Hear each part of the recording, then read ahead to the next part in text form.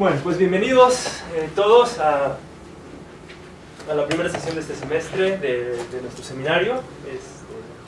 Espero que sigan viniendo y que traigan a más gente para que se ponga muy bien este semestre. Tenemos un calendario más o menos planeado, creo que ya se los mandó Salvador, y creemos que puede dar lugar a una discusión interesante a lo largo del semestre. Bueno, para hoy tenemos a Jorge Manero. Él es estudiante acabó aquí la licenciatura en física, luego hizo una maestría en Holanda en filosofía de la ciencia y ahora está haciendo el doctorado en filosofía de la ciencia aquí en la UNAM.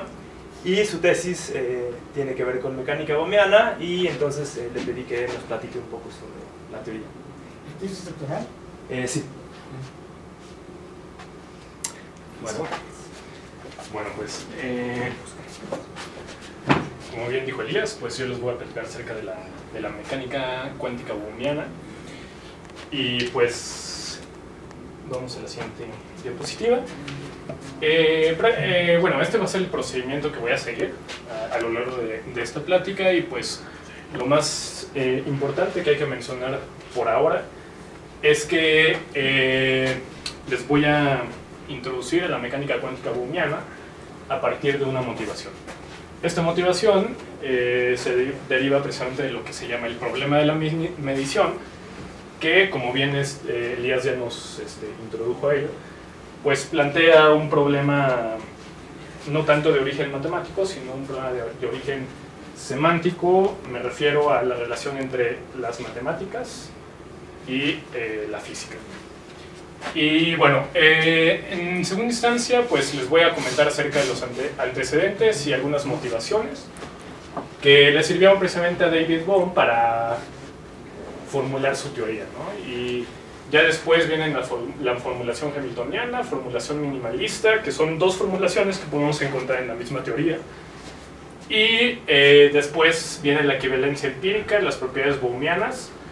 Y vamos a terminar con unas discusiones físicas y filosóficas que pues a mí me parecen bastante interesantes y algo tiene que ver precisamente con lo que estoy haciendo. Entonces, empecemos. Entonces, como bien habíamos visto el año pasado precisamente, nosotros tenemos lo que se llama el problema de la medición en mecánica cuántica. Prácticamente este problema, como bien ya lo mencionó Elías, es el siguiente. O sea, tenemos tres afirmaciones que son mutuamente inconsistentes. ¿Qué quiere decir eso? Que no pueden ser verdaderas todas a la vez. La primera de las afirmaciones es que la función de onda especifica de forma directa o indirecta todas las propiedades físicas de un sistema. O sea, normalmente en la literatura podemos encontrar eso como diciendo que la función de onda es completa. La segunda dice que la función de onda evoluciona de acuerdo a Schrödinger. Y la tercera es que las mediciones de las propiedades tienen valores bien definidos. Entonces, no sé si tengan alguna pregunta respecto a eso. Sí. Una pregunta, me acuerdo que esto se trabajó ampliamente el año pasado, pero me viene, no sé, por ejemplo, en los libros de texto yo creo que más bien se dice que la primera, como que la función de onda describe todo lo que se puede decir sobre el sistema. Bueno,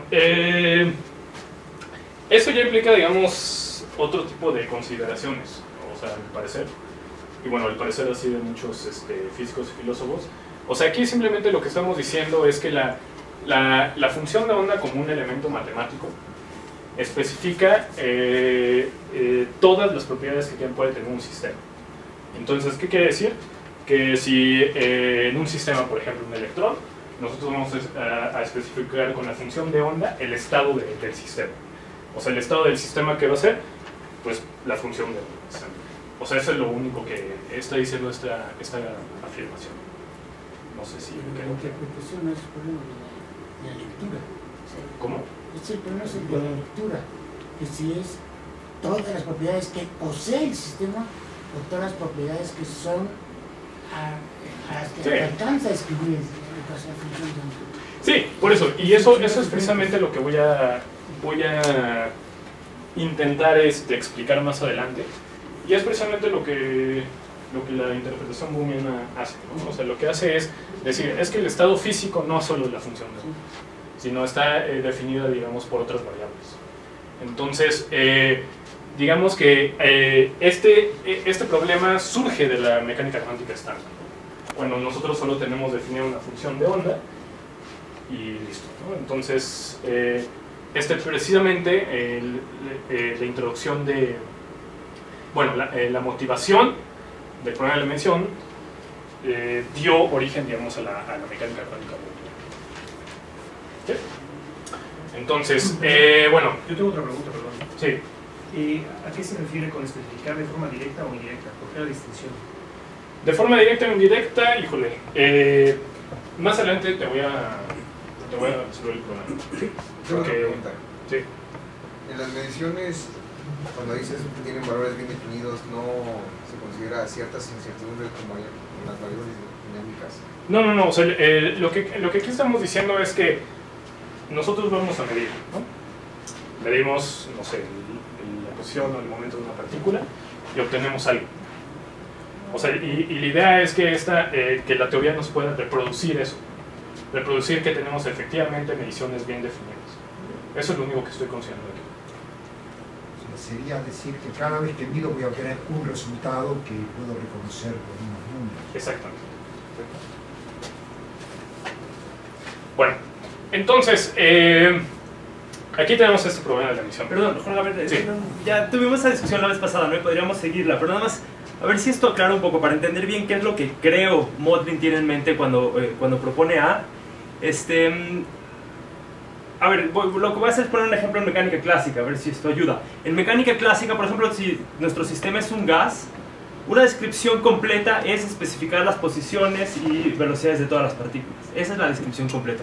Y una incompleta sería si yo te describo el gas en términos de variables termodinámicas, por ejemplo, ¿no? Entonces, algo así, algo análogo es lo que tiene en mente Motley cuando propone A. Es decir, si uno asume que, obviamente nadie puede comprobar que su descripción es completa, pero la pregunta es si uno está asumiendo o no que su descripción es completa. Y entonces, bueno, espero que eso ayude. Sí. Bueno, entonces, prácticamente lo que vamos a tener en mecánica bohmiana es que, dado que estas tres afirmaciones son mutuamente inconsistentes, la mecánica bohmiana precisamente va a negar esta afirmación, la primera, diciendo que el estado físico del sistema no solo está dado por la función de onda, sino por otras variables. Entonces, vamos a la siguiente diapositiva. Entonces, para poder resolver o dar alguna respuesta al problema de la medición, nosotros vamos a tener que el estado del sistema debe contener variables adicionales. Normalmente en la literatura estas variables se le conocen como variables ocultas. Precisamente por eso la mecánica bohmiana es considerada una teoría de variables ocultas. Y pues la motivación es prácticamente esa, ¿no? La que tenemos a partir del problema de la medición. Y bueno, pues la pregunta es, ¿por qué no proponer una teoría de variables ocultas? Y si será posible una teoría cuántica de movimiento. ¿A qué me refiero teoría cuántica de movimiento? Que tengamos ecuaciones bien definidas, ecuaciones de movimiento que nos determinen dónde están esas variables adicionales, que en el caso bohmiano van a ser las partículas, van a ser partículas cuánticas. Y bueno, pues tenemos aquí una imagen que precisamente da alusión a que hemos resuelto el problema de la medición a partir de postular que el estado del sistema tiene variables adicionales. Entonces, a mí me gusta sobre todo empezar a introducir la mecánica cuántica bohmiana con este antecedente, y porque es un antecedente bastante interesante. Nosotros bien sabemos que bueno, no sé si todos sepan lo que es la aproximación de Leiconal. Se los voy a explicar brevemente. O sea, la aproximación de Leiconal es precisamente una aproximación que podemos obtener cuando tenemos longitudes de onda bastante pequeñas de una ecuación de onda. O sea, lo que nos dice prácticamente, o sea, en resumen, es que la de la teoría electromagnética nosotros podemos derivar todos los supuestos de lo que se llama la óptica geométrica. La óptica geométrica está descrita por una ecuación que es precisamente la ecuación de Leiconal, ¿no? Ahora, lo interesante de aquí es que Hamilton precisamente se dio cuenta de que la ecuación de Leiconal podía reconocerse o podría reescribirse de otra forma, que es lo que hoy conocemos como la ecuación de Hamilton-Jacobi. Entonces, ¿qué nos dice la ecuación de Hamilton-Jacobi? Nosotros tenemos una ecuación que nos determina el movimiento de partículas. En este caso estamos hablando de materia. Pero o sea, nosotros, sin pérdida de generalidad, nosotros podemos hablar de cuantos de luz, ¿no? En este caso. ¿Por qué? Porque estamos hablando de fenómenos de la luz. Entonces, prácticamente lo que nos dice esta aproximación es que a longitudes de onda pequeña nosotros vamos a tratar de reducir la teoría electromagnética a la óptica geométrica, que se puede ver como cuantos de luz. Y entonces Hamilton, en esa época, cuando descubrió esto, se preguntó si se puede hacer lo mismo en el caso de los fenómenos de la materia. Es decir, que si existe una ecuación de ondas, tal que nos describa, digamos, los fenómenos de la materia, y que a una aproximación nosotros obtengamos precisamente la ecuación de Hamilton-Jacobi, ahora sí, diciéndonos que existen partículas y evolucionan de acuerdo, digamos, a esa ecuación. Bueno, de acuerdo a las ecuaciones de movimiento que satisfacen esa teoría. Entonces, dado esta motivación de Hamilton prácticamente murió y nunca pudo dar una teoría muy concreta respecto a esta pregunta, pero es importante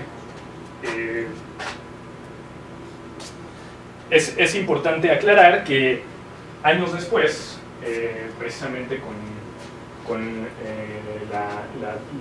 la supuesta derivación de la ecuación de Schrödinger, que prácticamente no es una derivación, y también los trabajos de de Broglie, nosotros tenemos, digamos, resuelta esa motivación de Hamilton, pero resuelta a medias, porque realmente este de Broglie no propuso una teoría ¿qué se podría decir? Sistemática y clara de lo que era. Solo ¿cómo se llama? Un comentario que vendría bien aquí es que precisamente en la conferencia de Solvay, en la que estaba Einstein, estaba Pauli y muchos otros físicos, precisamente criticaron mucho esta idea de Broglie y por eso él la abandonó. Y no fue hasta que precisamente Bohm en el año de 1952 retomó la idea e hizo precisamente una teoría en la cual a partir de la ecuación de Schrödinger nosotros podemos derivar precisamente la ecuación de Hamilton-Jacobi a aproximaciones de longitud de onda pequeña. Entonces, al rato les voy a, más bien en la siguiente diapositiva les voy a más o menos decir la derivación que hizo Bohm, ¿no?, en sus artículos originales. Entonces, lo primero que considero importante es enumerar los postulados de la teoría bohmiana. Los postulados prácticamente son estos cuatro. El primero dice que, como ya bien lo dije, el estado de un sistema físico se define de manera completa mediante la función de onda, que vamos a considerar un campo, ya después veremos por qué, y la configuración de todas las partículas. Esta configuración es un punto en el espacio de configuración, precisamente dada por las coordenadas de 1 a 3. ¿Sí? Cualquier pregunta, adelante. Y bueno, el segundo postulado, nosotros tenemos que el campo es solución a la ecuación de Schrödinger, es precisamente la afirmación 2 de cuando yo les caractericé el programa de la medición, y la posición de las partículas satisface la siguiente ecuación. Entonces nosotros, como bien vemos aquí, hemos introducido variables adicionales al estado físico. Entonces, dado que tenemos variables adicionales al estado físico, necesitamos determinar una ecuación que nos diga cómo se muevan esas variables, en este caso las partículas. Y esta ecuación es precisamente la que nos dice eso. Este es lo que se llama la ley de movimiento bohmiano, y lo que nos está diciendo es que el momento es igual al gradiente de una función que vamos a llamar S. Ya después les voy a decir qué es esta función. Y el cuarto postulado es la distribución de probabilidad de los estados accesibles al sistema global punto Q en un tiempo t0 es el siguiente, que es precisamente es lo que se llama el postulado estadístico de la mecánica cuántica booleana. Más adelante, como veremos, este postulado tendrá cierta equivalencia con el postulado con la regla de Born en la mecánica cuántica estándar, pero la equivalencia no es trivial, o sea, tiene consideraciones que veremos más adelante. Oye, ¿y qué relación hay entre S y psi? ¿Cómo? ¿Entre S y psi? Ese sí, más ahorita les... La fase. Perdón, en vez de Sí. ¿cuál es el sistema de estudio Sí. en este caso? ¿Y cuáles son las variables ocultas que se están añadiendo? Bueno, el sistema de estudio es cualquier sistema cuántico, como que tenemos presente. Primero lo voy a hacer sin spin, ya luego hay generalizaciones para el spin, que considero no necesarios mencionar en esta plática, pero sí se puede generalizar spin. Y bueno, lo importante es que precisamente las variables adicionales son las posiciones de las partículas, de estas partículas cuánticas de las que les estoy diciendo. Pero no hay una analogía, digamos, con el caso clásico, o sea, no tengo posiciones y momentos para el estado del sistema, solo... Sí, y yo creo que más adelante, en la siguiente diapositiva yo creo que quedará claro esto. En el caso, vuelven a recordar. ¿Sí? Bueno, ¿cuál es la formulación original de Bohm? Que es precisamente la formulación que podemos encontrar en sus artículos originales de 1952. Bueno, nosotros tenemos la ecuación de Schrödinger, aquí, que es precisamente el postulado 2. Y también tenemos que la función de onda, bueno, esta función la podemos reescribir en términos de dos campos. ¿Por qué? Porque es una solución compleja a la ecuación de Schrödinger, ¿no? Simplemente eso. Hasta el momento tenemos simplemente elementos matemáticos, ¿no? Sencillos. Tenemos una solución a la ecuación de Schrödinger y la podemos reescribir así. Bueno, si nosotros metemos esto aquí, en la ecuación de Schrödinger, obtenemos las siguientes ecuaciones. Y lo interesante es esto. ¿Qué pasa si nosotros asumimos el postulado 3? ¿Cuál es el postulado 3? Que es precisamente esta ecuación, que nos dice que los momentos es igual al gradiente de esta función, ¿no? ¿Qué pasa si asumimos eso? Y además, nosotros ponemos la aproximación de h tiende a 0. Entonces, al final, como bien pueden ver en la primera ecuación, vamos a obtener lo que es la ecuación de Hamilton-Jacobi. ¿Por qué? Porque este término se nos va a ir, va a ser nulo, y por lo tanto vamos a obtener este término, que es una parcial con respecto al tiempo, y el hamiltoniano. ¿Sí? Entonces, obtenemos la ecuación de Hamilton-Jacobi a partir de una aproximación, que precisamente es una aproximación de la constante de Planck, que se hace 0, que es precisamente la aproximación. Esto se puede ver también como la longitud de onda de Planck, que tiende a 0. Y entonces, ¿por qué es importante esto? Precisamente porque es precisamente lo que Hamilton quería resolver. O sea, nosotros tenemos una ecuación de ondas, que es precisamente la ecuación de Schrödinger, y tenemos una aproximación al asumir este postulado, y obtenemos la ecuación de Hamilton-Jacobi. ¿Sí? Entonces, en términos físicos, ¿qué tenemos? Tenemos una ecuación de ondas de la materia, que a longitudes de onda pequeñas o a constantes de Planck pequeñas, vamos a obtener la ecuación clásica de Hamilton-Jacobi, ¿no?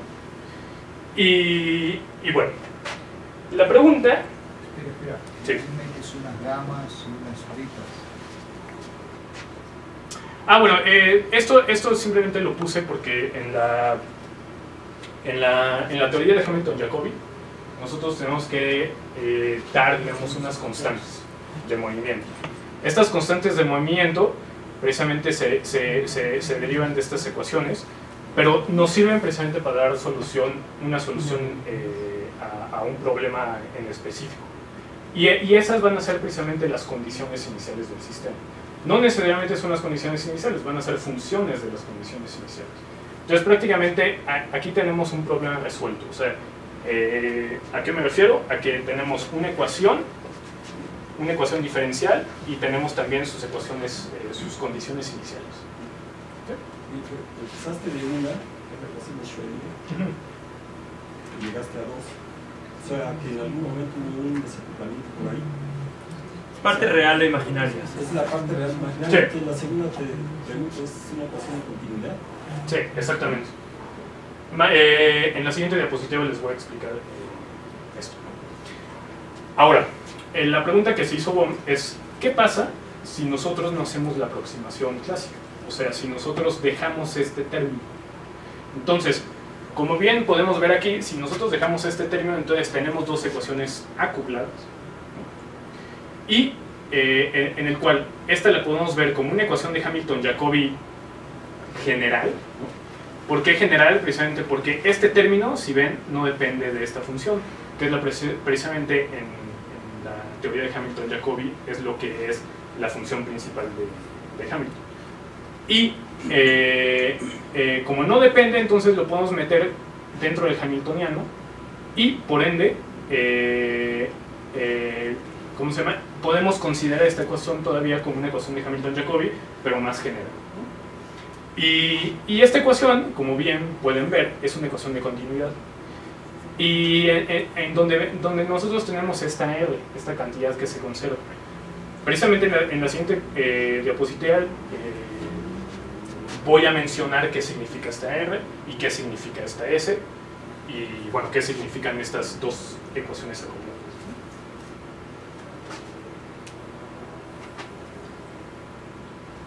Bueno, en la primera de las ecuaciones, que es la ecuación de Hamilton-Jacobi general, representa un ensamble de trayectorias en el espacio de configuración. ¿Por qué? Porque nosotros tenemos, o sea, si bien nosotros tenemos un campo de solución que era la función S, ¿no? Que va a depender tanto de la posición como del tiempo, entonces, ¿qué tenemos? Es precisamente un ensamble de trayectorias en el espacio de configuración cuyos elementos determinan el movimiento de un conjunto de n partículas con condiciones iniciales específicas que vamos a llamar QC. Entonces, ¿qué tenemos? Tenemos, imagínense que tenemos simplemente una partícula. Entonces, en el caso de que tenemos una partícula, el espacio de configuración va a ser el espacio de 3 dimensiones. Y, ¿qué vamos a tener? Vamos a tener un ensamble de trayectorias de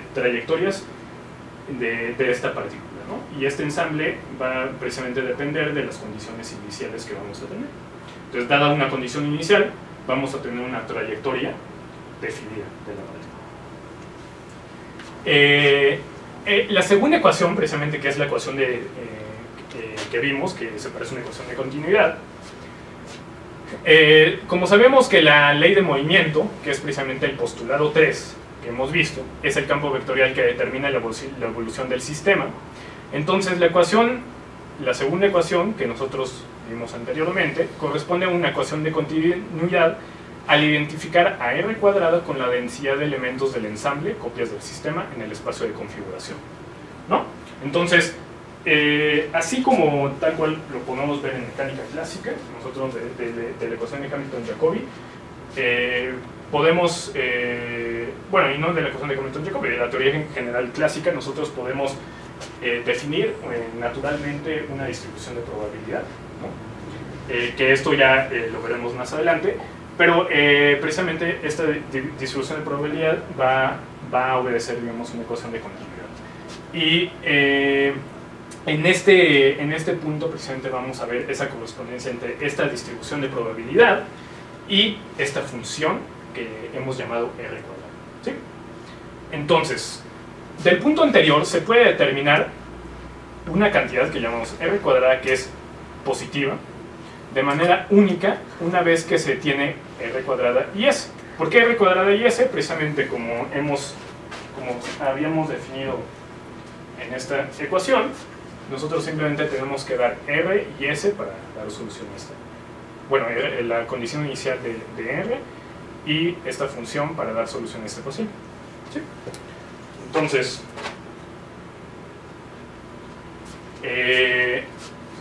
Entonces tenemos que esta ecuación se resuelve una vez que tenemos esta condición inicial y S. También se satisface R igual a 0 cuando las partículas estén en regiones del espacio donde el campo vectorial de momento es indefinido, ¿no? O sea, podemos demostrar que precisamente R tiene que ser 0, precisamente porque si no, este gradiente es indefinido. La demostración es muy sencilla, no creo que valga la pena andar en esto, ¿no? Y bueno, por último, del punto anterior es fácil concluir que la siguiente condición de normalización se cumple para T. Si se cumple para T igual a T0, entonces también se cumple para T. O sea, aquí nos dice que si esta condición de normalización se cumple para una condición inicial específica, se va a cumplir para toda T, ¿no? Entonces, aquí prácticamente estamos viendo algo muy semejante a lo que es una distribución de probabilidad. Y lo que va a hacer Bohm va a decir, nosotros no podemos derivar de la ecuación de Hamilton-Jacobi general, no podemos decir que efectivamente este R cuadrado es una distribución de probabilidad matemáticamente, pero sí es consistente. Y por lo tanto, nosotros tenemos que introducir el cuarto postulado, que es precisamente el postulado estadístico. ¿Por qué? Precisamente porque el postulado estadístico nos dice que la distribución de probabilidad va a ser la phi cuadrada a un tiempo t0, y esta condición de normalización nos va a decir que si es a un tiempo t0, una distribución de probabilidad, lo va a ser para cualquier tiempo t. O sea que tenemos el siguiente corolario, que es si R cuadrada corresponde a la distribución de probabilidad del ensamble en un tiempo t0, que es el postulado 4, entonces la distribución de probabilidad del ensamble será R cuadrada para cualquier tiempo t. Y entonces nosotros tenemos una teoría en la que podemos dar cuenta de una distribución de probabilidad que es consistente, más no se puede derivar de la teoría. Eso es muy importante. Entonces lo tenemos que introducir como un postulado. Y eso va a ser muy importante. ¿Por qué? Porque más adelante vamos a decir que la probabilidad, lo que se dice es epistémica. Quiere decir que es epistémica, que no es fundamental. Es simplemente le estamos introduciendo tal cual como lo introducimos en la termodinámica.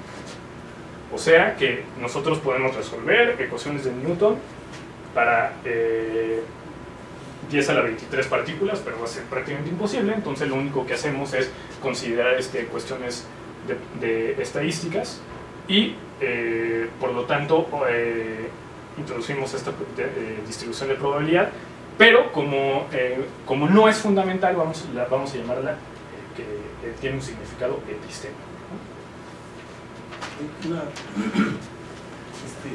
Ahí estás diciendo que tu función R es bien comportada con respecto al espacio, a las coordenadas.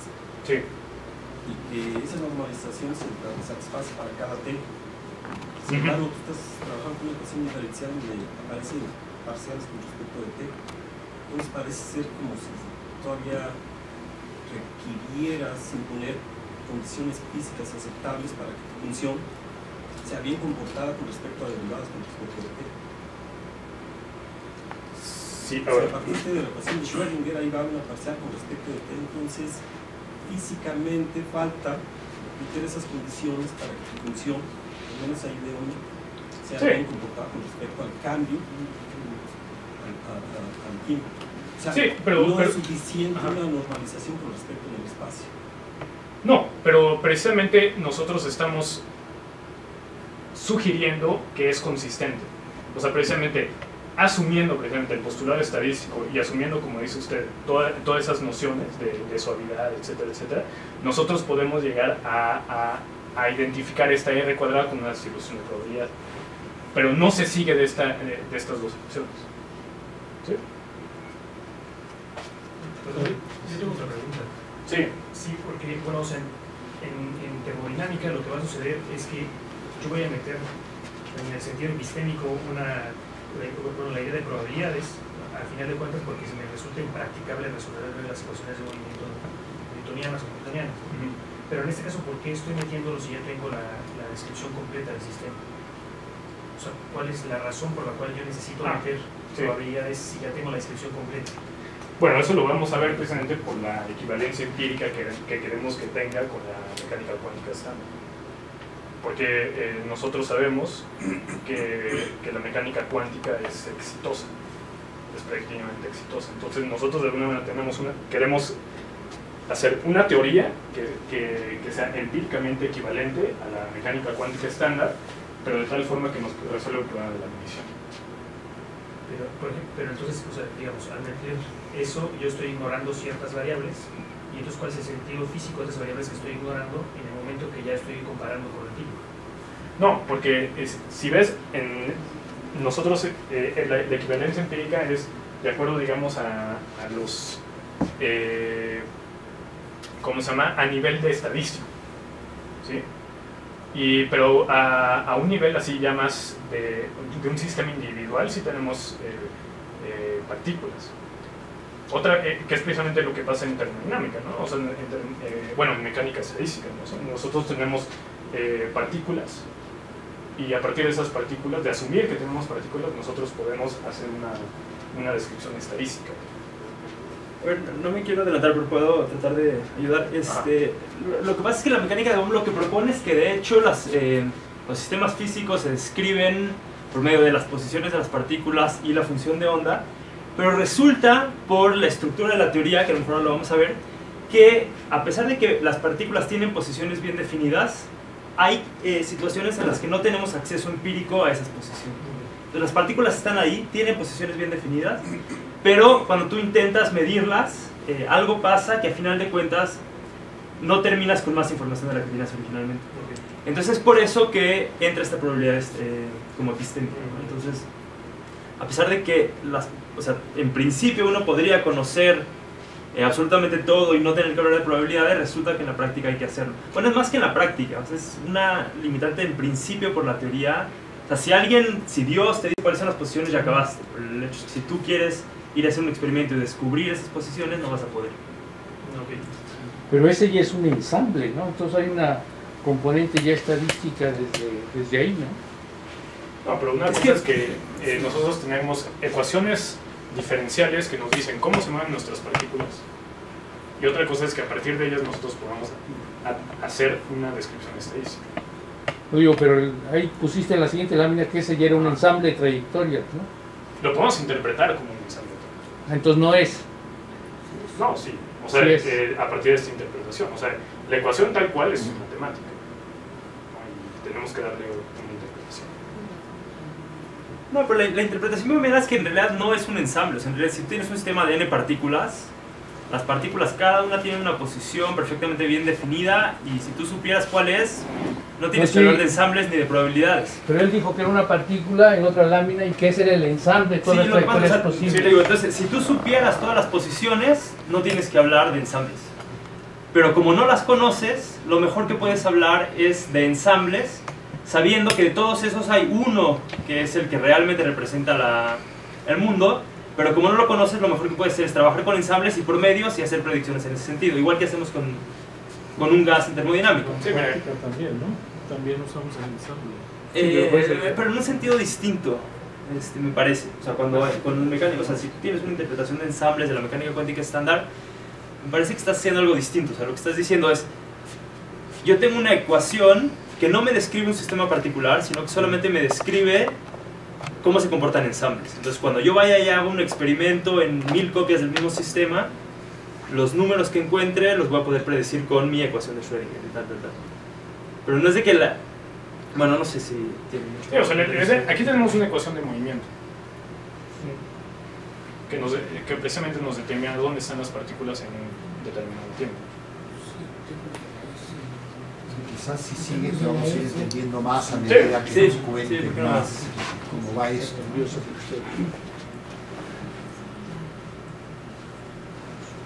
Bueno, entonces Entonces, como ya bien les platiqué, el caso general sin la aproximación, lo podemos ver como estas dos ecuaciones acopladas, y por lo tanto vamos a tener que una solución completa. Las ecuaciones de movimiento se determinan mediante la especificación del estado inicial, que es la configuración de todas las partículas, ¿no? Bueno, tenemos un sistema de muchas partículas, y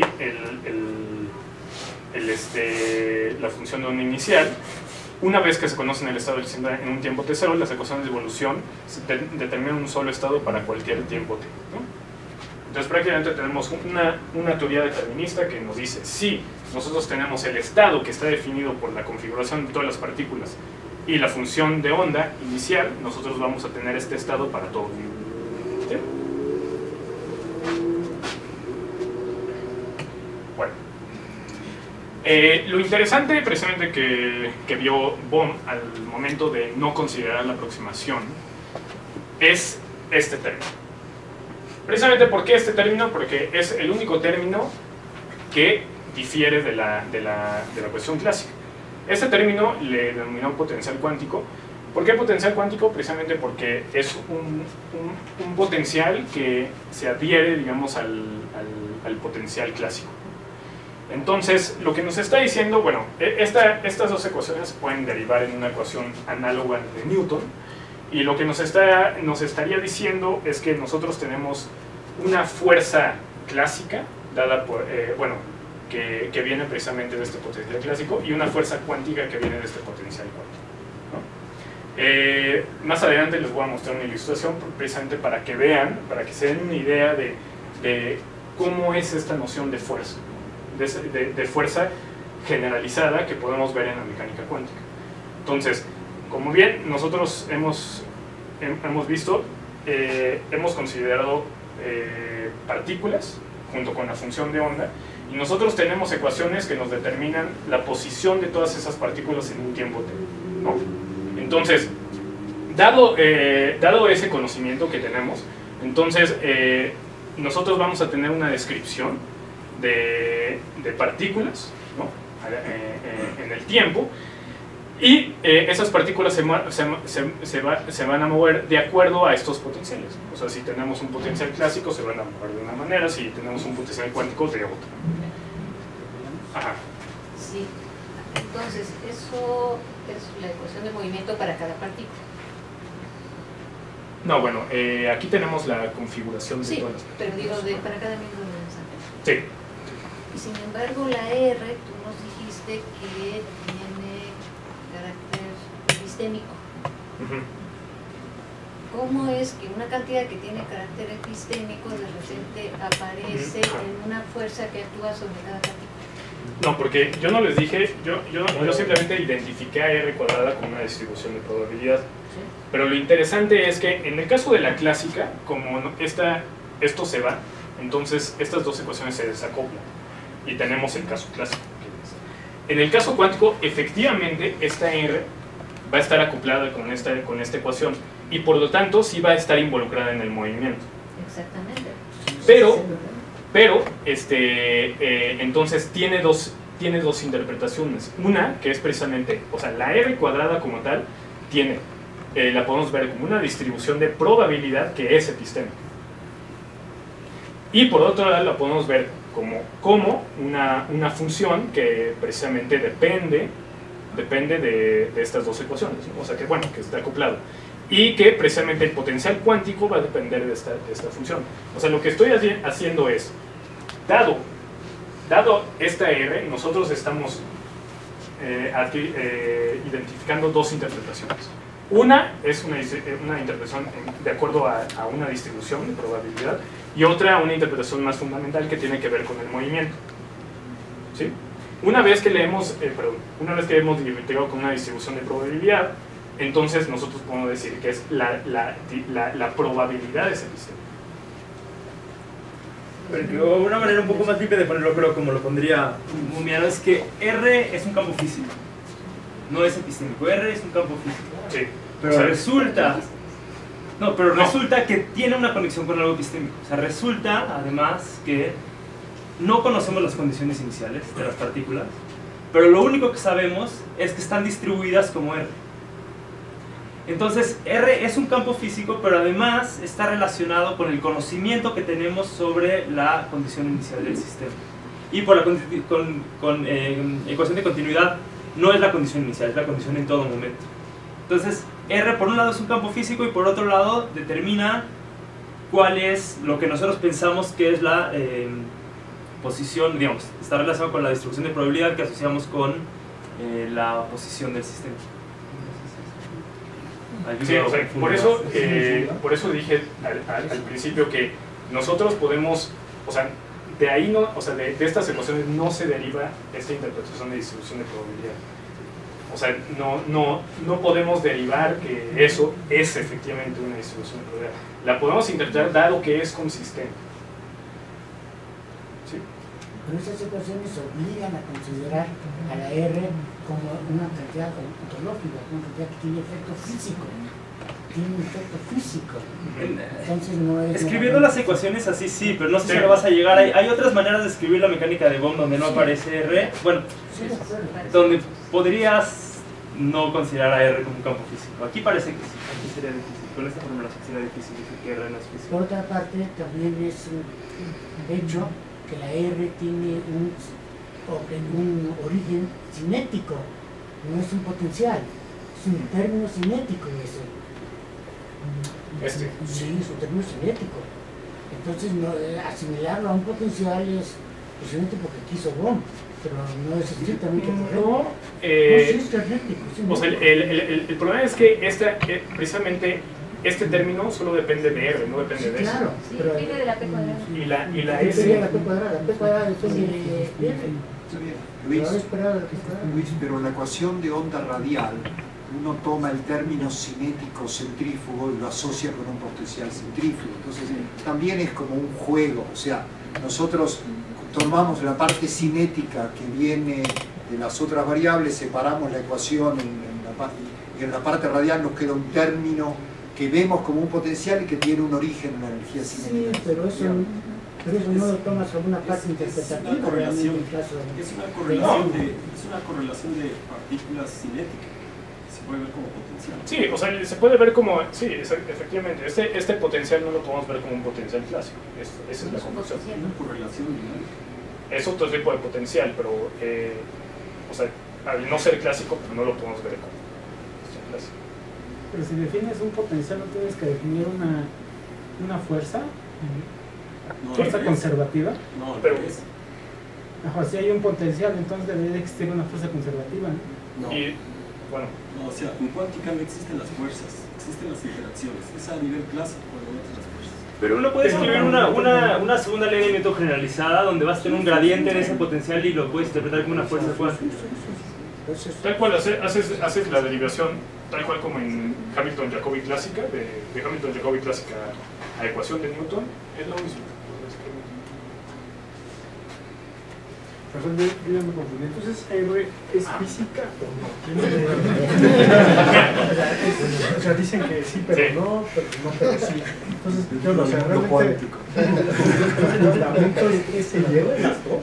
Sí, no, o sea, R y S son campos. O sea, porque es parte de la parte imaginaria, básicamente. Sí. Ya está. Sí, R y S son campos. Y que están involucrados precisamente en Pero tienen una realidad física. La interpretación que quieras darle, pero tiene una realidad eso física. lo veremos más adelante, porque puede Hay existir... debate al respecto. Sigue estando muy activo. O sea, nosotros tenemos... Pero el debate sí, o sea, no es sobre si R, si es, si no, y, o sea, digamos, es o S y R son físicos o S y R no son físicos, digamos. El debate es en términos de psi y Q. O sea, entonces la pregunta es si es físico, sí o no, cada bohmiano tiene... Esta es la... Y en realidad es un debate que es independiente de las predicciones que puede hacer con la teoría. Bueno, es una cuestión de interpretación. Sí. Más adelante les voy a mencionar otro tipo de formulación que a lo mejor es un poco más clara en ese sentido, porque no introduce estas funciones S y R, sino solo introduce la función de onda y bueno, la ecuación de Schrödinger y el movimiento de las partículas. Sí, pero la pregunta es si la función de onda es física. Bueno, entonces, ¿cuáles son las aportaciones de esta teoría? Es que un sistema consta de un campo cuántico objetivo y partículas en movimiento. Porque, bueno, como habíamos dicho, es efectivamente un sistema se puede describir mediante su estado, y el estado está definido por la función de onda, ¿sí? Y la posición de todas las partículas, ¿no? Entonces, ¿por qué llamo campo cuántico objetivo? Tiene que ver precisamente porque... ¿sí? Bueno, no sé si vale la pena. No, mejor... bueno, para Bohm precisamente la función de onda sí va a ser un campo real, o sea, que existe, digamos, en el espacio de configuración. Que bueno, eso desde un punto de vista más filosófico es controversial. O sea, la función de onda puede tener otro significado. Y prácticamente le asigna ese significado precisamente porque lo puede ver como un campo. O sea, es un campo que se transforma tal cual como tal, ¿no? Bajo transformaciones de coordenadas. Y bueno, tenemos partículas en movimiento. Lo segundo es que las ecuaciones son deterministas y no locales. Esta atribución en la mecánica cuántica de Bohm es fundamental. Precisamente como nosotros lo vemos así en estas ecuaciones, vemos precisamente, bueno, más bien lo podemos ver en la ecuación de movimiento.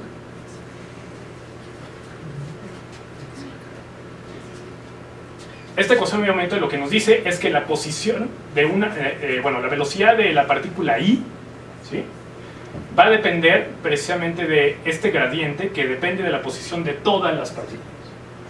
Entonces, eso difiere del caso clásico. ¿Por qué? Porque en el caso clásico nosotros tenemos que la velocidad depende únicamente de la posición de esa partícula. Pero en este caso nosotros tenemos que la posición depende, que la velocidad de esa partícula depende de la posición de todas las partículas del sistema que tenemos involucradas. Entonces, por lo tanto, tenemos una teoría no local. Yo no entiendo. A ver, ¿cuáles son las, en tu ecuación de la que tienes, la otra, la de la principal? Sí, esta. Ajá, ¿cuáles son las variables? ¿Qué es lo que supones que sale de los que vas a determinar? ¿Cómo, perdón? A ver, S y R son variables, son funciones que tienes que encontrar, o ya las conoces. Bueno, dadas así, ya las conoces. ¿Cuáles son las condiciones iniciales de S y T y la Q que depende de T? ¿La Q no quieres trayectorias? La Q... Tienes que dar condiciones iniciales para R, S y Q. Ajá.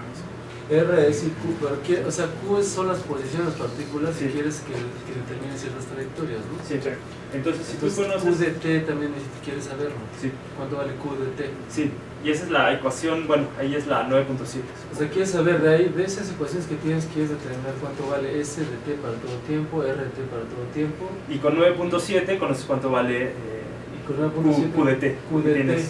Pero en principio S y R son las soluciones de la ecuación de Schrödinger. O sea, lo puedes encontrar por otro método, ¿no? Sí. Sí, que supongo ahora vas a poner la otra formulación donde quizás todo se ve más claro. Sí. O sea, lo tienes que conocer, si tú conoces la función de onda, o sea, las condiciones iniciales son la función de onda inicial, las posiciones iniciales. Ajá. La función de onda, para saber cómo evoluciona el tiempo, la metes en la función de Schrödinger. Ajá. Y una vez que conoces la función de onda para todo tiempo, puedes conocer las velocidades para todo tiempo, la Q de T para todo tiempo. O sea, que lo nuevo, o sea, en realidad, porque el otro ya lo podía resolver. Sí, lo nuevo es que ahora tienes, además de postulas, que hay partículas con posiciones bien definidas y encuentras sus trayectorias. Perdón, que estábamos comentando justamente que la ecuación esa de P como la parcial de S, tú decías, estamos de acuerdo, que también aparece en mecánica clásica. Y sin embargo, en mecánica clásica no implica no localidad.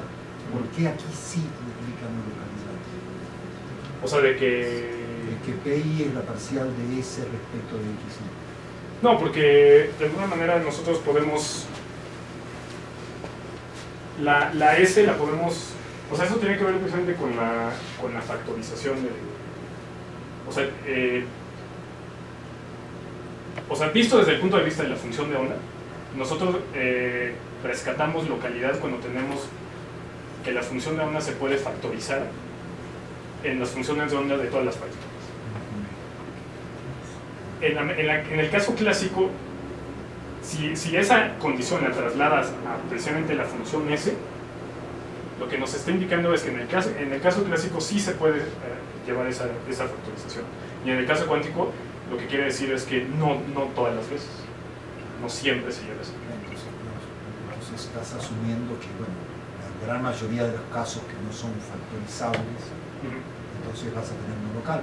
Ahora, si es no local, las partículas que estás describiendo no son partículas en el sentido de la mecánica clásica de las partículas. Entonces, es una situación paradójica desde el punto de vista conceptual, porque introdujiste partículas que tienen posición y momento, escribiste sus ecuaciones y concluiste que estas partículas no son eso que uno conoce como partículas, son alguna otra cosa que se... No sé si, o sea, tener unas ecuaciones de movimiento locales es una propiedad intrínseca, o sea, algo para ser partícula tiene que tener una ecuación de movimiento local.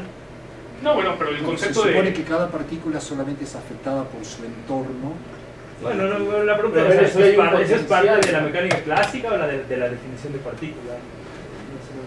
En cualquier caso, en todo caso nos invita a revisar, si queremos que esto sea una partícula, que bien puede ser una posibilidad, tenemos que generalizar la idea de partícula que aprendimos de la mecánica clásica. Sí, por supuesto, o sea, esto no es mecánica clásica, no es mecánica de Newton, ¿no? Es una teoría cuántica, bueno, una alternativa cuántica que tiene, digamos, es mucho más cercana a la mecánica de Newton que la interpretación estática. Pero de ahí a que estos sean partículas clásicas, chéverísimo. Pero yo, ¿por qué lo ves como, yo hago esto de no local? Si las partículas están interaccionando entre sí con un potencial clásico, pues entonces el momento de una va a depender de la posición de todas las demás, aún implícitamente. Pero como sabemos mecánica cuántica, sabemos que están fuera de las partículas, se van a afectar fuera de sus conos de luz. Sí, pero aquí no hay nada que diga eso. Sí, porque está la ecuación de Schrödinger, o sea, no, así como no aparece explícito que si no son producto, la no localidad aparece cuando la función de onda no es un producto, pero supongo que si haces todas las cuentas te va a aparecer, también te va a aparecer que van a estar, es decir, esa no localidad es una no localidad fuera del cono de luz, una no localidad... Sí, lo que yo no lo veo es metido en la teoría. ¿Qué cosa? Que estén fuera del cono de luz. O sea, la física cuántica no es... bueno. O sea, hay un problema con la causalidad en la ecuación de Schrödinger. Sí, por eso. Es esa no localidad, o sea, que aparece en esta versión, en esa no localidad que nos están explicando. Sí, no, bueno, pero o sea, la mecánica cuántica estándar también es no local. Sí, sí, por supuesto. O sea, el colapso de la función es algoritmo. Bueno, me voy a ir más rápido porque creo que el tiempo se va. Oye, entonces... pero antes de sí. que te vaya una rápida sí. intervención, sí.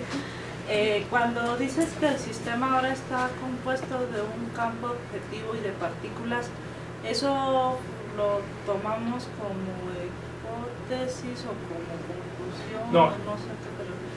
La hipótesis es que nosotros tenemos definido una función de onda y la configuración de todas las partículas, y ese es el estado del sistema. Ya que si esa función es real o que eso ya es otra cosa, o sea, eso ya es interpretación. Pero ponías ese puntito, ¿por qué entonces? Porque para Bohm eso significa causalidad. O sea, lo que estoy haciendo es precisamente la formulación de bohmiana, que se originó a partir en estos papers de 1952, y ahí precisamente dice que este campo lo podemos considerar como un campo real y objetivo.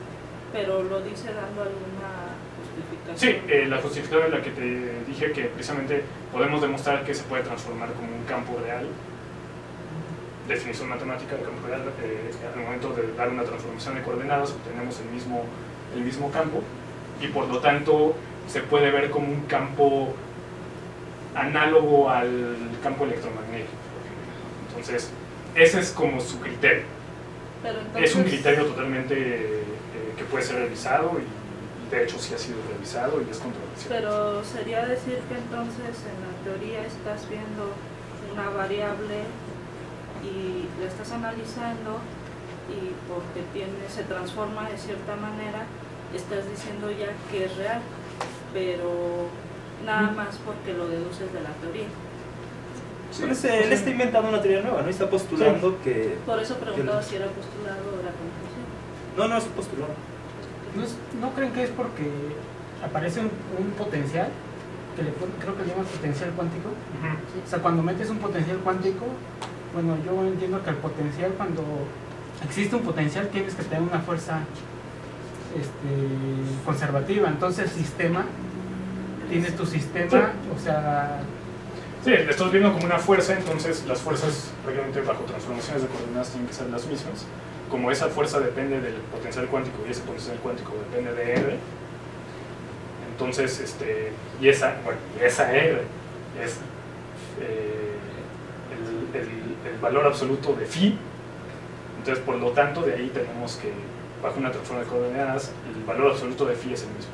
Entonces es el sistema más grande, por eso es el sistema del campo más las partículas, ¿no? El movimiento que creo que pusiste en el... Sí, o sea, pero bueno, eso no lo quería decir porque ya era demasiado redundante.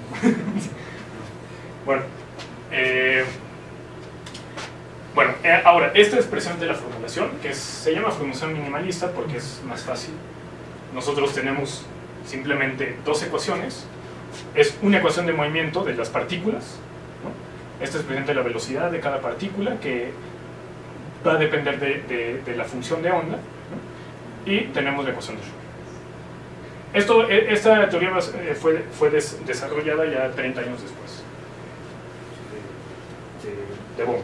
Ahora, en relación por una cuestión matemática, esta teoría es mucho más simple. Por una cuestión interpretativa, ahí se la lleva, ¿no? Porque uno puede llegar y decir, no, a mí me gusta más esta porque tiene una noción más de partícula clásica. Otro puede decir, no me gusta porque simplemente introduce cosas que no necesitamos, etc. Pero es una formulación equivalente matemática. Y entonces tenemos estas dos ecuaciones. Yo tengo una duda, y es con respecto al comentario. Aquí en esta teoría bohmiana se va a requerir de la partícula más el campo, o se va a hablar independiente de cada una de ellas. ¿En términos de interpretación? Ajá, ¿no es lo de la onda piloto, de que la partícula viaja con su campo? Pues entonces a lo mejor ahí está la razón de no localidad que tú preguntabas, porque no puedes tener la partícula sola, sino que va a estar acompañada de su campo, y es por eso que... No, y eso es lo que a mí se me ocurre. Eso es lo que pusimos desde el principio. O sea, nosotros tenemos que, para definir el estado de un sistema en un tiempo t, necesitamos tanto la función de onda como la posición. Ajá, pero en la pregunta de que si estabas hablando de partículas como clásicas, ajá, y que de repente salía no localidad, sí. A mí lo que se me ocurre que es traducir esa no localidad al hecho de que la partícula siempre va a estar acompañada de su campo. La forma en que Bohm interpreta eso es que tenemos un campo cuántico que está guiando, digamos, a las partículas.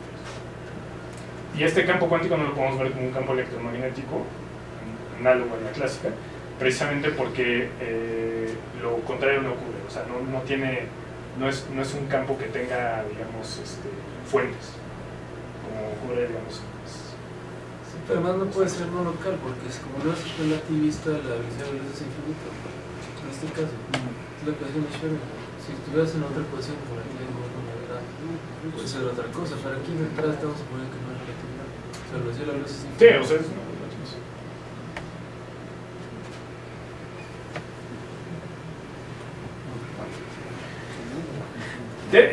Precisamente de esta ecuación, nosotros, dado precisamente el postulado estadístico, nosotros podemos derivar la ecuación de continuidad.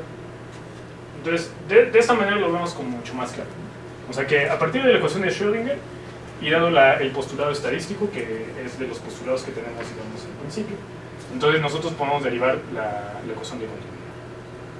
Digamos, este paso a este paso es fácil. Vamos a escribimos la ecuación de Schrödinger en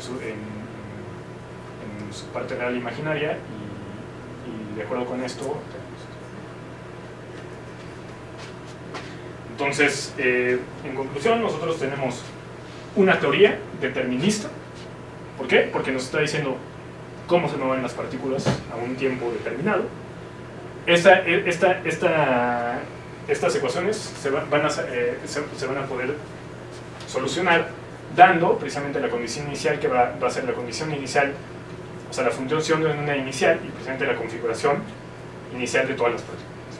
Y entonces, a partir de esa condición inicial nosotros vamos a tener una evolución del sistema completamente determinista.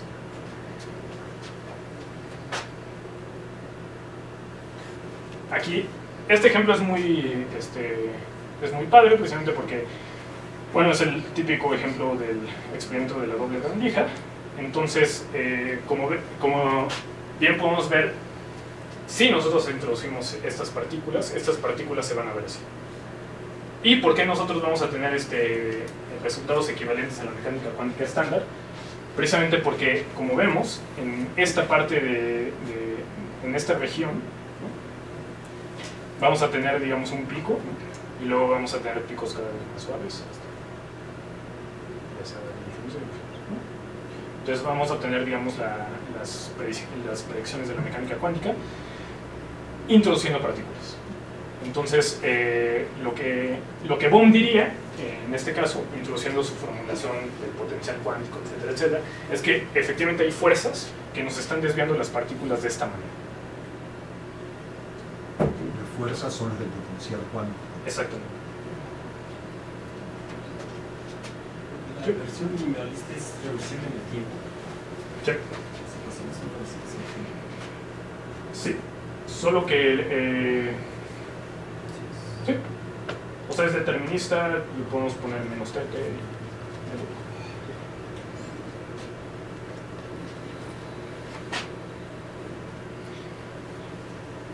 Bueno, aquí ya les voy a explicar por qué efectivamente la teoría bohmiana es empíricamente equivalente a la teoría cuántica estándar. Entonces me voy más rápido.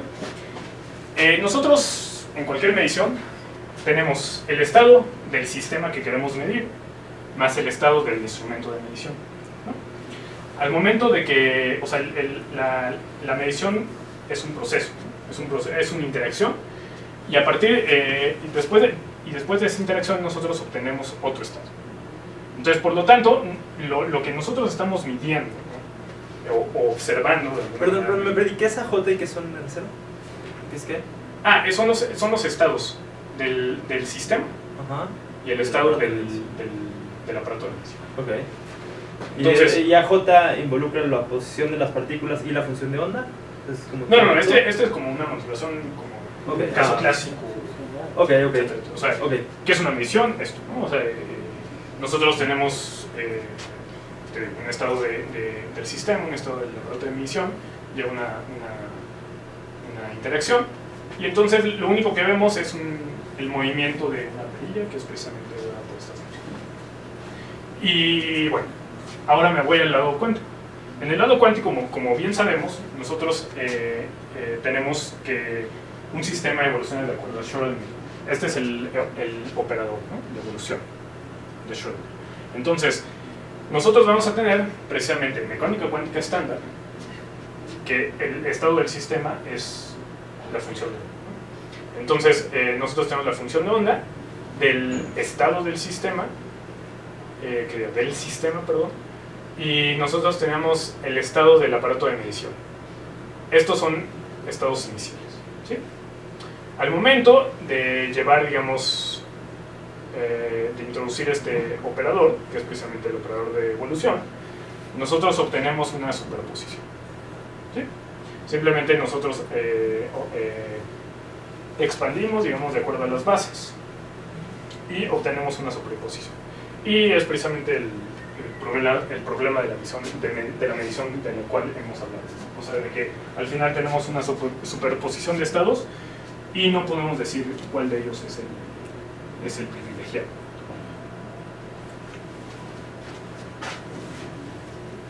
Entonces, ¿qué va a pasar en mecánica cuántica bohmiana? Lo que va a pasar es que ahora ya no tenemos solo la función de onda, sino también las partículas. Entonces, va a pasar algo interesante. Al momento de definir así los estados de acuerdo con la función de onda y las partículas, nosotros vamos a tener un estado final que está dado por esta ecuación. Esta ecuación, ¿qué significa? Esta parte corresponde precisamente al estado del sistema, ¿sí? Y esta parte va a corresponder al estado del aparato de medición, ¿no?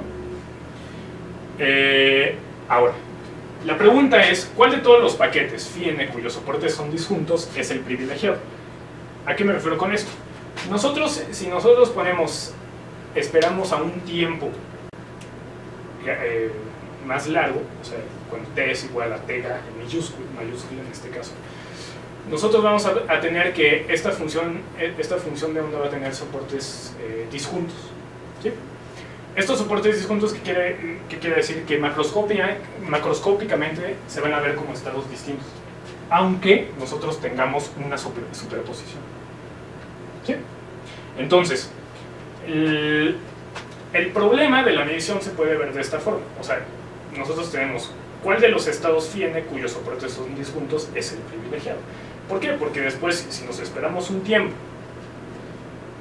y de repente obtenemos distintos soportes, ¿cuál de ellos va a ser el privilegiado?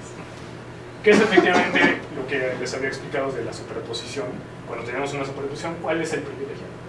Esto es visto desde una forma mucho más esquemática. Entonces, la teoría de la cuántica bohmiana lo que va a decir es que el colapso de la función de onda, que es precisamente el único recurso que tiene la mecánica cuántica ortodoxa para llegar a decir, ah, este es el privilegiado, ¿no?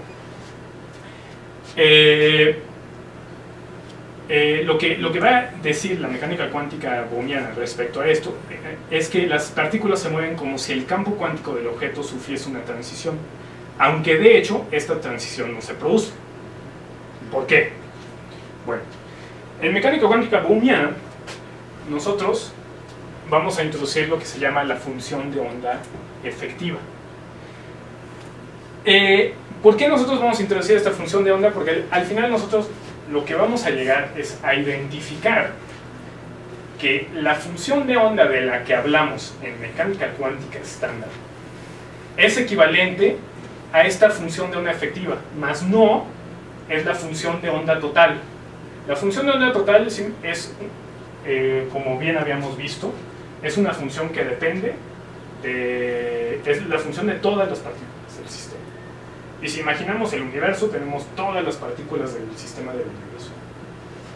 Pero en mecánica cuántica estándar nosotros normalmente lidiamos con mediciones así como muy específicas, o sea, un electrón, algo como muy, o sea, subsistemas, podrían decir como subsistemas. Entonces nosotros en mecánica cuántica bohmiana tenemos que dar cuenta de qué es una función de onda de un subsistema. ¿Sí? ¿Sí? ¿Qué no entendió?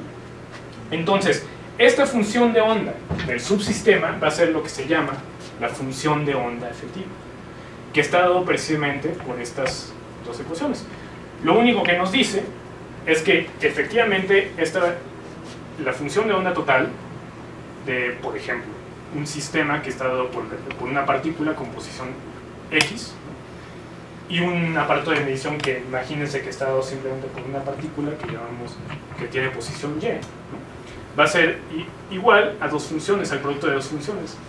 Como bien sabemos, esto se le llama dos funciones, o sea, se le llama que la función de onda es factorizable. Entonces, de alguna manera nosotros tenemos que definir una función de onda efectiva cuando la función de onda es factorizable en estos dos subsistemas. Aguas, no estoy diciendo que sea factorizable en todas las partículas, porque ahí obtenemos clásica, que es precisamente lo que habíamos dicho. Simplemente estoy diciendo que un subsistema lo podemos llamar A y otro subsistema lo podemos llamar B. ¿Sí? Entonces, efectivamente, esta función va a estar dada por estas dos, y este elemento y este elemento que vemos como que depende de Y, van a ser funciones con soportes disjuntos. O sea, ¿qué quiere decir? Que efectivamente si el soporte está aquí, ¿no? Entonces la evolución de las partículas solo va a depender de este elemento, y lo vamos a eliminar. ¿Sí? Entonces, lo que nos está diciendo la función de onda efectiva es simplemente una función respecto a un subsistema. Y entonces, dada este procedimiento, nosotros sí podemos ahora llegar a concluir que la mecánica cuántica bohmiana es equivalente en términos de predicciones, a la mecánica cuántica ortodoxa. Y bueno, el procedimiento es este, es muy fácil. Simplemente el único truco es que de aquí a acá nosotros estamos diciendo que estas funciones son, tienen soportes disjuntos. ¿Sí? Pues aquí tenemos n y m, ¿no? Y entonces de aquí a acá estamos diciendo que estas funciones tienen soportes disjuntos, y por lo tanto llegamos a la regla de Born de la mecánica. Entonces, en conclusión, nosotros llegamos y decimos la mecánica cuántica bohmiana es empíricamente equivalente a la mecánica cuántica ortodoxa, dado que la función de onda de la mecánica cuántica ortodoxa es la función efectiva en mecánica cuántica bohmiana. ¿Sí? ¿Quedó? Sí, es que... Ajá. Sí. ¿Qué tiene que ver esa psi Sí. con la función de onda que aparece en el potencial cuántico? No, o sea, ¿en el potencial cuántico? Sí. Esta phi, esta... Sí, o sea, bueno, estábamos discutiendo si... La grande o la chica, o sea, la mayúscula. Pues cualquiera de las dos, yo ya no entiendo. La grande es la misma. Ah, bueno, porque tú estás diciendo sí. que la que aparece A ver, ya, la sí. ¿no? O sea, la que... Efectiva. La efectiva, sí, la que Ajá. aparece ya que congruente con la mecánica cuántica visual, según entendí, las psis con su índice, pero pues ya parecía que le habíamos asignado una realidad a la psi porque es la que aparece en el potencial cuántico. Sí. Entonces yo ya no sé. No, a ver si puedo resumir esto Sí. en sencillas palabras. Nosotros en mecánica cuántica bohmiana tenemos una función de onda, que es la función de onda supuestamente del universo. Si efectivamente es real y es fundamental, entonces tenemos una función de onda que es efectivamente la función de onda del universo. Al momento de tener esa función de onda del universo, nosotros tenemos que dar cuenta de los experimentos que estamos haciendo, o sea, aquí en el laboratorio. Y entonces tenemos que definir qué es una función de onda aquí en el laboratorio. Entonces, si me preguntas, ¿la función de onda del universo dónde está? Pues está como aquí en mi mente, ¿no? O sea, es una cuestión como fundamental, etcétera, etcétera. Pero, o sea, nosotros tenemos que definir las funciones de onda que están en el laboratorio. Y por lo tanto, nosotros definimos esa función de onda como la efectiva. ¿Sí? Que precisamente se deriva, o sea, se deriva de la función de onda universal. Nosotros obtenemos la función de onda efectiva. Y al final lo único que estamos haciendo es dando la equivalencia entre esa función de onda efectiva y al cuadrado, o sea, con la función de onda de la mecánica cuántica estándar. O sea, en términos prácticos, nosotros tenemos que la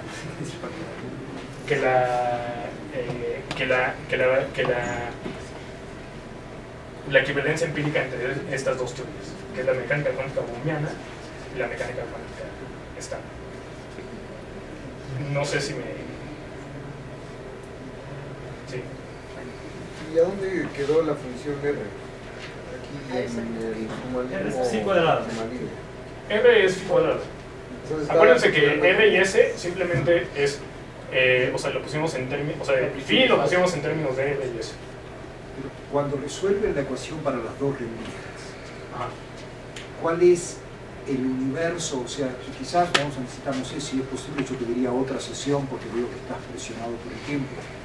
Porque... Sí, bueno, en principio en el programa la próxima sesión también está dedicada a mecánica de Bohm. Podemos continuar.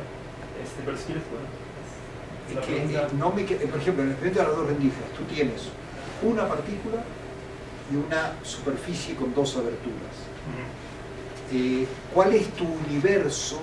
¿Qué es lo que está en la función de onda grande? ¿Qué es lo que está en la función de onda efectiva? Si nos pudieran quizás dar más detalles sería más fácil imaginar, porque yo... En realidad es muy similar a lo que haces con mecánica cuántica estándar.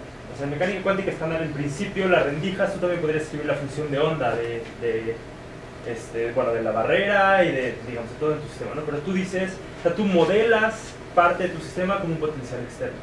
Y aquí haces básicamente lo mismo. O sea, aquí también tú puedes quedarte con la función de onda solamente de las partículas que están viajando y todo el resto, o sea, escribir una función de onda efectiva para esa parte, en este sentido, y el resto modelarlo como un potencial que entra en tu ecuación Schrödinger. Entonces, en la práctica haces lo mismo que harías en mecánica cuántica estándar. No sé si hicieron algo más porque obtuvieron esas rayitas de la proyección. Bueno, esas son las diferentes trayectorias de un ensamble de partículas. O sea, esas ya son, o sea, tú tienes las dos rendijas, tienes los electrones que estás lanzando y asumes que no conoces la posición exacta de los electrones que estás lanzando, sino que están distribuidos como psi cuadrado. Y al hacer cientos de corridas, encuentras ese patrón. Entonces cada una de las partículas, pero no más termino, cada una de las partículas se va por una u otra de las rendijas. Pero, dado que su trayectoria está determinada por la función de onda, terminas con algo que se ve como un patrón de interferencia. Ahora, tiene que haber algo más, porque los experimentos de decisión retardada requerirían, seguramente se puede, pero tienes que meter algo peculiar en eso. No, me parece que no. Me parece que todos esos experimentos podríamos un día discutir eso con más detalle, pero muchos de los enigmas de los experimentos de decisión retardada tienen que ver con no resolver el problema de la medición. Con no tener claro cuándo es que se colapsan las cosas, cuándo es si medí, si no medí, cuándo colapsó, no colapsó. En teorías que resuelven el problema de la medición, te puedes olvidar de simplemente tú me presentas el arreglo experimental y yo te hago unas predicciones sin ninguna ambigüedad y exactamente voy a predecir lo que vas a ver en los experimentos. Pero no pueden depender de las condiciones iniciales, porque dadas las mismas condiciones iniciales, yo cambio el dispositivo a la mitad del camino. Sí, bueno, eso lo tienes que modelar o sea, lo tienes que modelar de alguna manera en tu potencial externo. Claro. Pero si lo haces, pues la función de onda va a cambiar de acuerdo a cómo cambia el potencial externo y esto va a guiar a las partículas de tal manera que va a reproducir lo que ves en los experimentos. Entonces eso sería una no localidad muy grande, es decir, ahí entraría la contextualidad. Sí, esta es una teoría altamente no local y es una teoría contextual. O sea, la partícula en algún momento se entera de la decisión del experimentador, de la configuración del experimento y actúa acorde a lo que va pasando por el camino. Es completamente no local, pero de manera completamente explícita. Simplemente si tú quieres calcular la posición o la velocidad de tal partícula, tienes que conocer en ese momento la posición de las partículas del resto de tu sistema. Si tú decidiste cambiar la posición de una partícula por acá, esta partícula se va a enterar, en el sentido de que su velocidad va a ser distinta, así no hubieras hecho este cambio. Entonces eso es una característica de la teoría, te podrá gustar o no, pero es explícita y es... Pero Bob también ve el mundo como algo continuo, no como parte, sino como una totalidad que es una sola cosa que está moviéndose. Entonces, no sé, creo que Bohm, la idea importante es, no quiere ver el mundo como... O sea, al final, Bohm dice que la idea de partículas no es muy útil, sino que hay algo que es una totalidad que se mueve y es que está todo conectado, o sea, todo es una cosa que se desplaza. Y la idea de partículas es algo que a Bohm pues, no le gusta, es una idea que dice, es más, es una idea que pues, no sé, habría que superar. Digamos, Bohm habrá dicho, dirá lo que él quiera, pero esa es una teoría pero de tienes partículas que se mueven. Pero justamente son las intuiciones que mueven a Bohm a hacer sus sí, o sea, pero esas reflexiones son posteriores. Es una teoría que... O sea, ahorita lo que estoy haciendo, o sea, lo que estoy describiendo es la teoría que se dice, digamos, mecánica cuántica Bohm. Ahora, en relación a la interpretación y todo eso, existen muchas teorías filosóficas también, incluso la de Bohm también entra en una de ellas, que puede de alguna manera dar cuenta de esta teoría de otro enfoque, desde otro enfoque. Pero ahorita simplemente es la teoría física tal cual. Lo que sí es cierto es que esta no localidad implica un holismo, ¿no? En el sentido, no sé si por ahí va el comentario que tú hacías, pero en el sentido de que si tú quieres saber cómo se mueve esta partícula acá, tienes que saber cómo se mueve el resto de partículas del universo. Pero noten que eso también es cierto en mecánica cuántica estándar, ¿no? Porque si el estado de tu sistema es enredado o no separable, entonces tú tienes que conocer qué está haciendo la parte de allá para poder saber qué hace la cosa acá. Nosotros asumimos que cuando trabajamos con un electrón en el laboratorio, este no está enredado con uno en Alpha Centauri. Y esas predicciones resulta que cuadran por suerte, ¿no? O sea, por suerte no hay esos enredamientos, entonces podemos hacer predicciones. Si estuvieran enredados, nuestras predicciones no cuadrarían. No, si no conocemos los resultados de Alpha Centauri, nuestras predicciones van a parecer totales. Nosotros no tenemos forma de saber si están enredadas si no conocemos el resultado del amigo en Alpha Centauri que está viviendo. Para nosotros... No, pero si el estado es no enredado, perdón, si el estado de los electrones con los que trabajamos acá es enredado, entonces no podemos, por ejemplo, en principio ni siquiera puedes definir un estado de una parte de un sistema que esté enredado con el que está afuera. Y entonces, normalmente cuando aquí en el laboratorio asumimos que cierto sistema tiene un estado cuántico bien definido, estamos asumiendo que no está enredado con nada más del universo. Y esas suposiciones pero, por ejemplo, todas nos cuadran porque resulta que deberían de estar enredadas en el Big Bang. O sea, todas las partículas. Sí, pero pues tenemos la suerte por decoherencia, no sé por qué, que todas estas correlaciones se diluyen. Y que los sistemas acá en general no están enredados con cosas muy lejos. Perdón, y aquí pasa justamente lo mismo. Aquí si la función de onda del universo no está enredada, entonces vamos a poder trabajar con sistemas en la Tierra desde el punto de vista de Bohm sin preocuparnos con qué están haciendo las partículas muy lejos, aunque en principio debería de influir, no influye en la práctica porque la función de onda es prácticamente separable. Pero es lo mismo que pasa en la mecánica de Bohm y la mecánica cuántica no están. No hay ninguna diferencia. Bueno, es un poquito tarde. Yo quisiera que felicitaran